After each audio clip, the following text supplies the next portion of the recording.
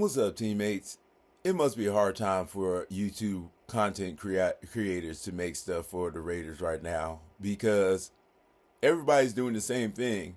And since they're doing the same thing, I end up coming back and kind of doing the same thing because I have to defend all the stupid stuff that they keep saying. And this hire Antonio Pierce thing, I've had enough. It's just stupid. I'm tired of everybody wanting to blame Antonio Pierce just because they want to find somebody to blame and just because they like Minshew. I don't understand that. What are people doing? Complaining about? I got a list of the top 10 complaints that people have, and I'm going to tell you why each and every one of those things is not Antonio Pierce's fault, and he couldn't change it if he wanted to, and he did nothing to make it that way. Start with Tom Telesco in the beginning. Antonio Pierce can't hire him. Point blank. And every decision Tom Telesco makes, Antonio Pierce can't change that. All he can do is watch it happen. Okay. So then he goes out and gets Getsky. Antonio Pierce wanted Cliff Kingsbury, right? That's who was there first. And then Cliff Kingsbury goes to Washington, and he's doing great. Why don't we have Cliff Kingsbury? Because Antonio Pierce doesn't write the contracts. If Cliff Kingsbury wants an extra year, there's nothing that Antonio Pierce can do to write that contract. He can't erase a certain area and then write in with pencil what he wants. So why is that his fault? I don't know, but that's the narrative out there. Next, Minshew. My God. Why the hell can you blame AP for Minshew's play? First of all, and foremost, he didn't get Minshew. That's Tom Telesco's pick. And Tom Telesco can do whatever the hell he wants. And those of you who are thinking that Pierce can just throw to Tom Telesco and say, no, we're not getting him, and that's the end of it, you're foolish. And you're fooling yourselves because you're the same people who want to say, we want the general manager to be the GM and the head coach to be the head coach, and the head coach shouldn't have control of who the GM hires. So that's the narrative. That's what everyone says. That's the problem that we had with Josh McDaniels last year. But now it's a problem, and it's all Antonio Pierce's fault, whoever Tom Telesco hires. Although Tom Telesco shouldn't be listening to Antonio Pierce because it's not Antonio Pierce's job to pick who the offensive coordinator is. That's the general manager's job. Okay? And if he picks that, that's who he picks. There's nothing that Antonio Pierce can change about that. Then the QB play. Antonio Pierce wanted AOC to start from the very beginning of the end of last season.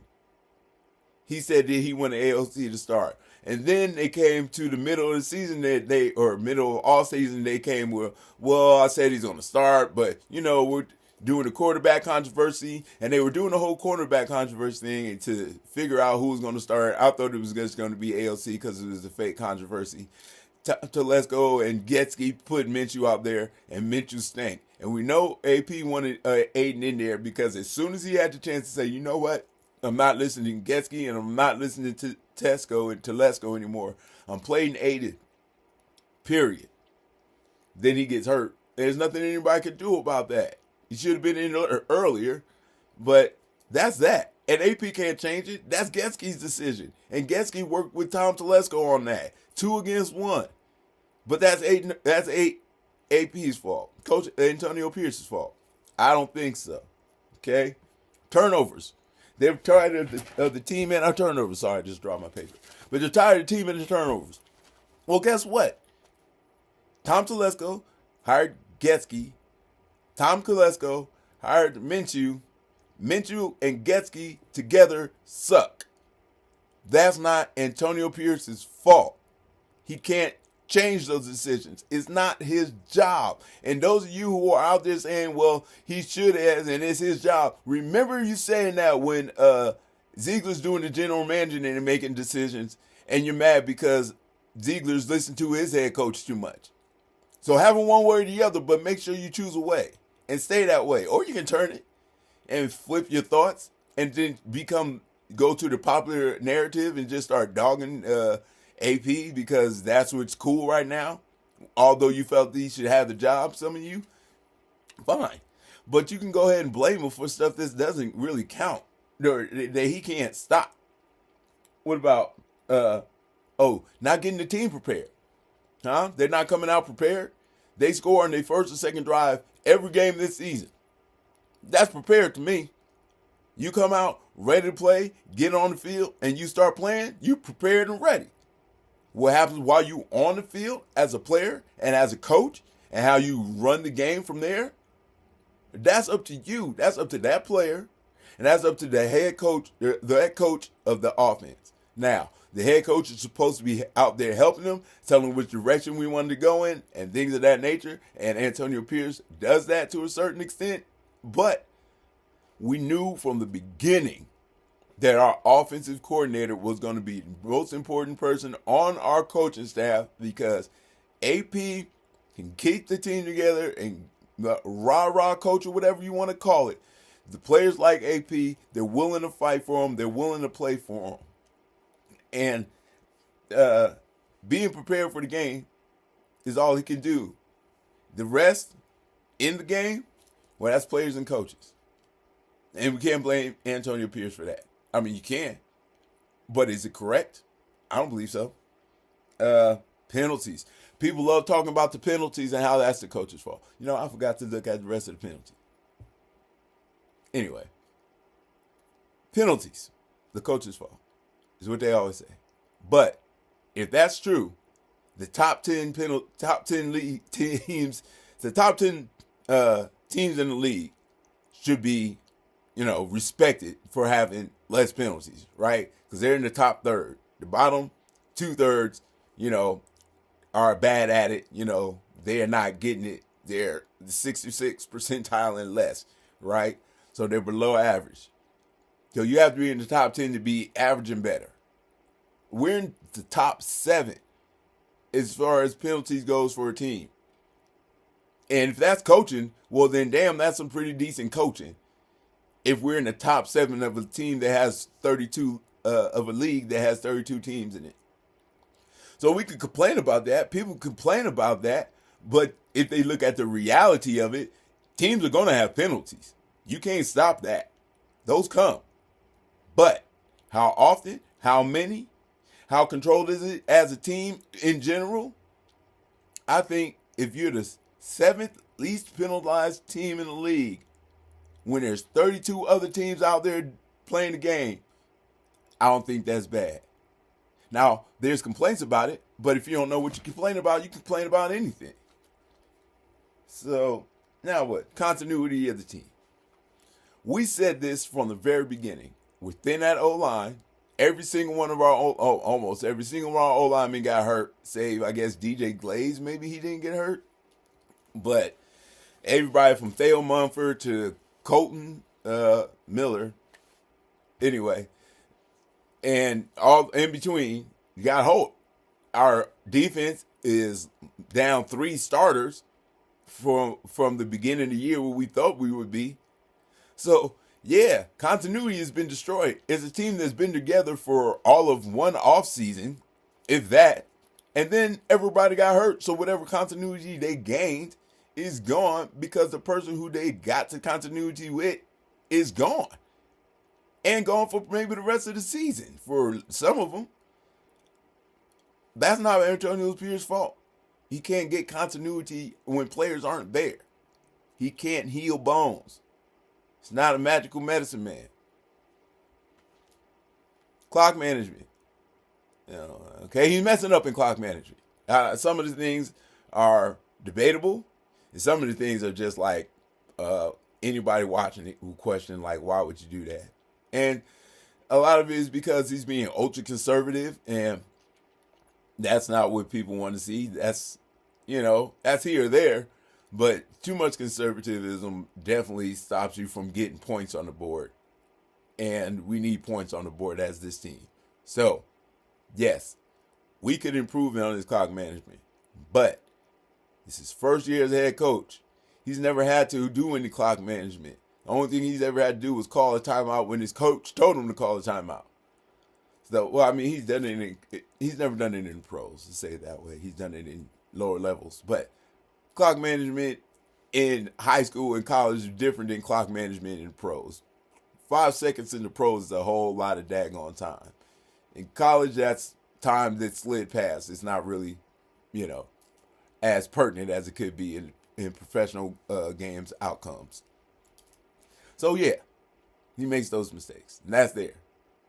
You gotta learn from him, but he is.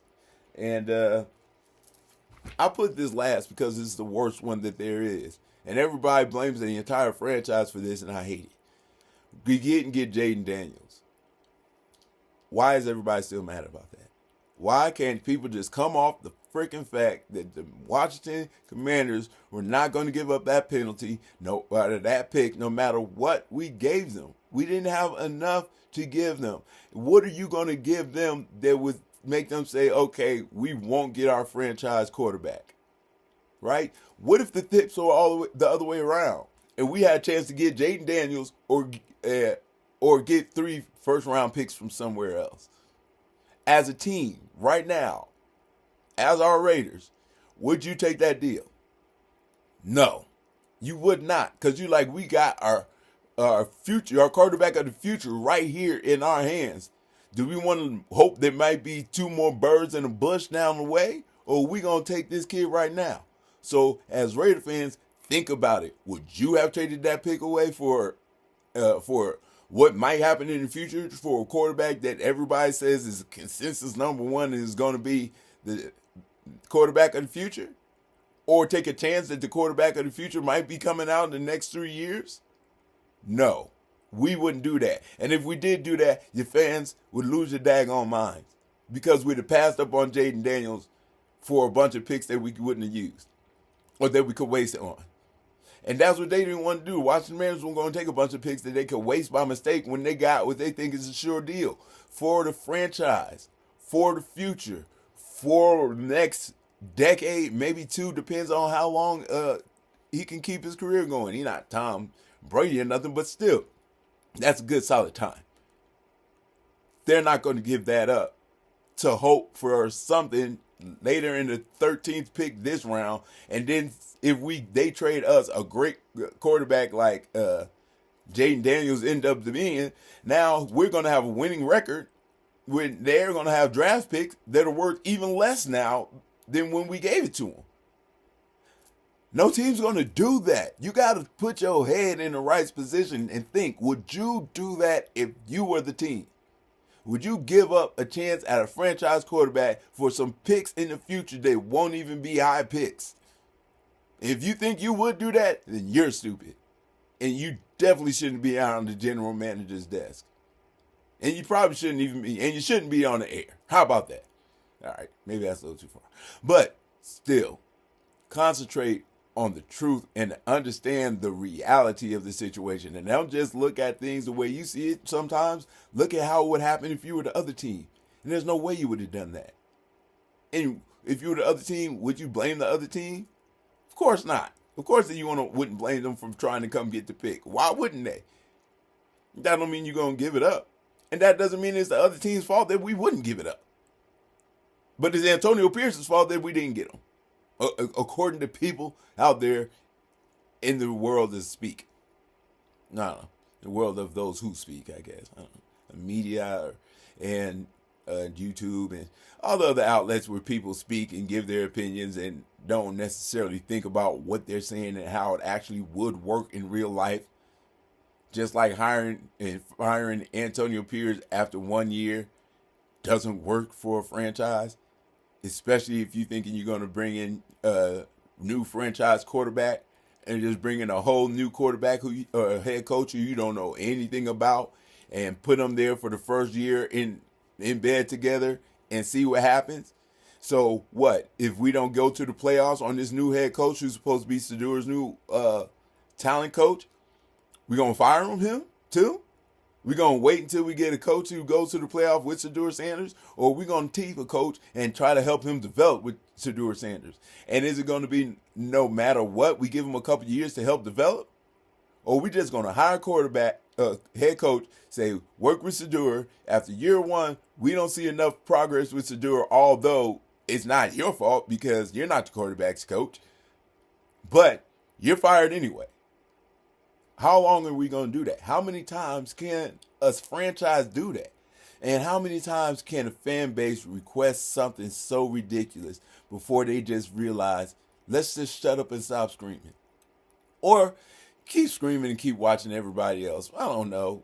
But scream and keep your hollering to yourself and be upset to yourself. And when you go to work, give me some defense service, okay? It's not my fault that the Raiders lost, and it's not my fault you don't like Antonio Pierce. I just want to check out the line quickly. And can I have extra fries? What is wrong with asking for extra fries? I don't know why. Something earlier happened about extra fries, and I shouldn't be bringing it up here, but I'm still mad about the fries. Let's not talk about the fries. Let's talk about me being mad at the rest of the daggone nation for being mad at AP and not taking any consideration of what they're talking about and why those reasons have nothing to do with anything Antonio Pierce has done as the head coach of this football team. So, everybody out there running and being mad and being loud and speculating about what Mark Davis is thinking and may not be thinking, please think about what we were doing. Please think about what the plan was. Please think about what you were thinking in the beginning. And if you were thinking no Pierce, well, then you can continue to think that. And congratulations, you were right in your own mind. And you can continue to be right until Antonio Pierce has a better record, which is what a bank of people aren't hoping for, so they can be right. And that's why people are turning coats. Because, well, if I turn coat now, it's still soon enough for me to be right. If they turn coat too late in the season, they have to live with their decision. Me, I'm never turning coat. I always take my decisions seriously because I think before I make my decision. And if I thought long and made that decision, then I'm not going to turn my back on it because I believe other people have decided to turn their back on the same decision. And I'm not going to turn my back on AP, and I'm not turning my back on Aiden O'Connell until somebody proves me wrong. And this half a season is not proving anybody wrong about AP, and 1.5 games has not proven anything wrong to me about Aiden O'Connell. Regardless of what we do with Shedeur Sanders, I'm saying that Aiden O'Connell is a good quarterback. Will he start over Shedeur? No. Will he be a great backup for Shedeur? Hell yeah, because Shedeur is more of a pocket passer than we would deal with if we were with anybody else.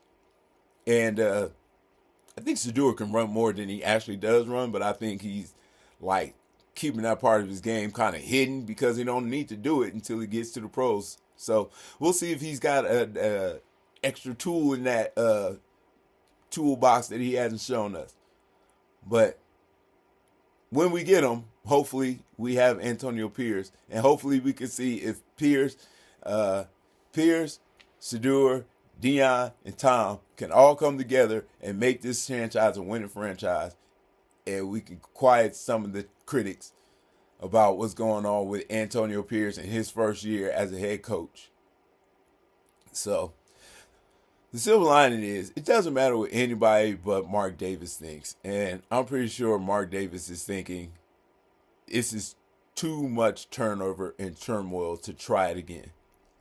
And Tom Brady's in there, and we'll see if he has any reason to just say, no, we're cutting bait and we're going forward without Pierce.